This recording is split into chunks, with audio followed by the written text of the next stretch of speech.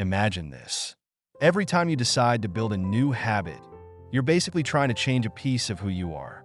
But what if there was a way to set yourself up so that making the right choice was not just easier, it was almost automatic? Today, we're diving into a strategy for doing exactly that, one that can make your good habits inevitable and your bad ones almost impossible. So let's start by understanding a fundamental concept. Your habits are often controlled by your environment. Most of the time, we think it's about willpower or motivation, but often, it's simply about what's around us. If you create an environment that aligns with your goals, you'll naturally start acting in ways that support them. Here's where it gets interesting. Small changes in your surroundings can create major shifts in your behavior.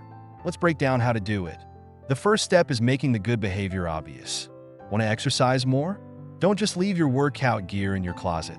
Instead, put it right next to your bed or near the door. That way, the moment you wake up, or as you're walking out the door, you see those sneakers and you're reminded of your goal. The closer and more visible that cue, the easier it is to follow through. Now, let's look at making the bad habit less accessible. If you're trying to eat healthier, don't keep that bag of chips on the counter. Put it on the highest shelf in the pantry, or even better, don't bring it home at all.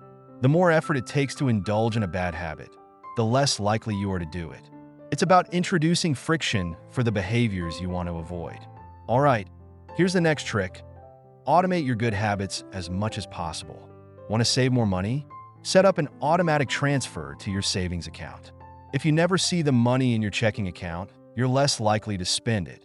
Automating habits removes the decision-making process, making it inevitable that you stick to your goals. Another great way to make habits stick is to design an environment where the default is the right choice. For example, let's say you're trying to read more. Make the decision easier by placing a book on your nightstand or your coffee table. Instead of needing to decide to read, it's almost the default option because the book is right there, ready for you. Now, for those habits you want to reduce or eliminate, the strategy is the opposite. Increase the friction. Let's say you want to cut down on screen time. Rather than keeping your phone next to your bed, leave it in another room. The extra effort to retrieve it makes it far less likely that you'll pick it up every few minutes. One more powerful technique is creating on-ramps for good habits and off-ramps for bad ones. For instance, if you want to start journaling each morning, link it to something you already do, like drinking your morning coffee. As soon as you pour your coffee, you're reminded to pick up your journal. On the other hand, if you want to quit mindless snacking, try not to sit in the kitchen while you work or read. Removing yourself from the environment can be a surprisingly effective off-ramp. Here's something fascinating. The things you do daily aren't random. They're a reflection of the structures you've set up in your life. The beauty of this approach is that it's not about willpower or grinding through resistance. It's about shifting the odds in your favor, so you don't have to work so hard to do what you already want to do. Let's talk about one final trick.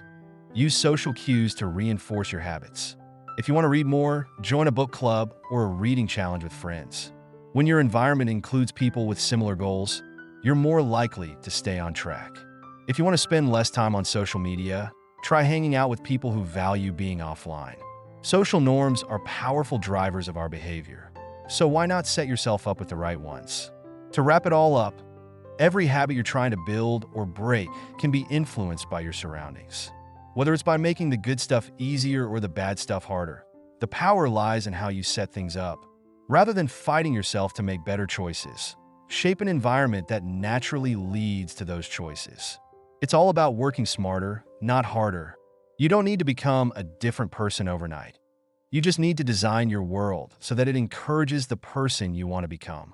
Once you get that set up right, good habits start to feel inevitable and bad ones start to fade. So go ahead, tweak your environment, and watch as your actions start to align with the habits that will take you where you want to go.